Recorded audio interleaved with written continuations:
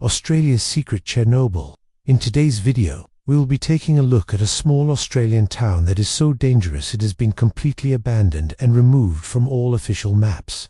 This place is often referred to as Australia's Chernobyl or even the Red Zone because it is so deadly. And unlike the Chernobyl nuclear disaster, this town's destruction isn't due to some freak accident, but instead, decades of greed and stupidity.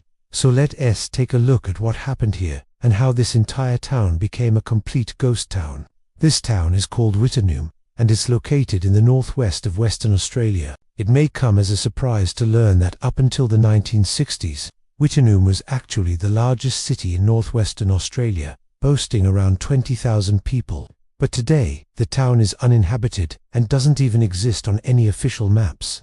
Why, you might ask? Well, the answer is quite simply because this place is extremely dangerous to live in. The soil and even the air in this town is so toxic that the government decided to evacuate the town and literally wipe it off the face of the earth.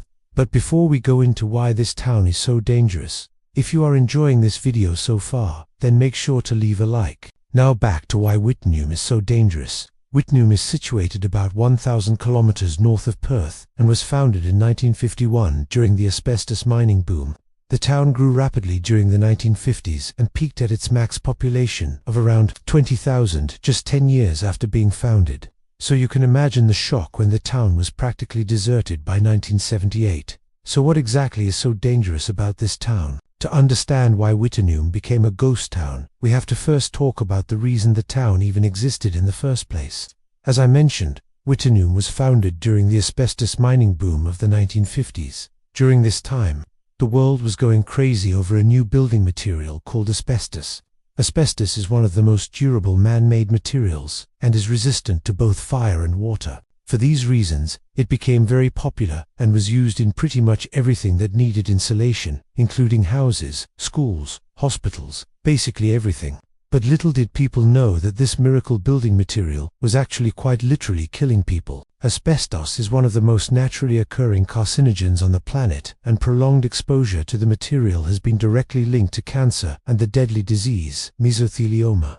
Despite this, however, asbestos was still being used everywhere, and because of this, mines were popping up all over the place to keep up with demand. One of these mines was established in Wittenoom, and soon the town exploded in size. Because of the thousands of workers that moved there, because the town relied so heavily on the asbestos industry, almost every single building in town had some sort of contact with it.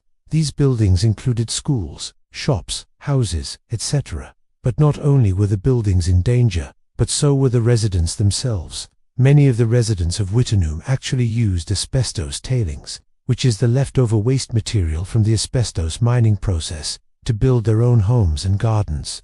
They also used it to line their fireplaces, insulate their refrigerators, and even to make cement. Basically, the entire town thought they were living in one of the safest places on Earth, while in reality they were slowly poisoning themselves. By the late 1960s, many of the residents had started to develop serious respiratory problems, but nobody knew why. It was until a few years later, when one of the mine workers, who had been exposed to large amounts of asbestos fibers, decided to sue the company. A doctor was brought in to testify on behalf of the worker, and after examining the man, he concluded that the worker had contracted the disease, mesothelioma, which was caused by breathing in asbestos fibers. Because of this testimony, more and more people began to speak out about the health issues they were having, and many lawsuits were filed against the mining companies. As more and more people came forward, it became obvious that the entire town was in serious danger. But the state government refused to believe that the town was unsafe and tried to discredit the doctors who were testifying. However, further investigation revealed that 23 out of the 25 people who had died in the town were actually caused by exposure to asbestos. It was at this point that the state government finally agreed that something needed to be done. But while they did agree that something needed to be done, they didn't want to admit that the town was too dangerous to live in. Instead, they claimed that the mine was the only thing that was polluting the town and said that if the mine was shut down, then everything would be fine. So in 1974, the mine was closed down. But unfortunately, it was already too late. At this point, most of the buildings in town were made out of asbestos, and since asbestos is so durable, demolishing the buildings was almost impossible. The mine was closed, but the danger remained. All that was left to do was evacuate the town.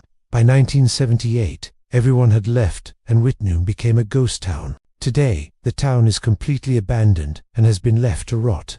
As I mentioned earlier, the soil and air in the town is so polluted that nobody can live there. Houses and buildings have been completely destroyed. There is absolutely nothing left in the town, apart from the cemetery, which is still there, acting as a reminder for anyone who sees it of what once was there. Now, obviously Whitnum isn't as big of a deal as Chernobyl, because unlike Chernobyl, the pollution isn't radioactive and won't eventually go away.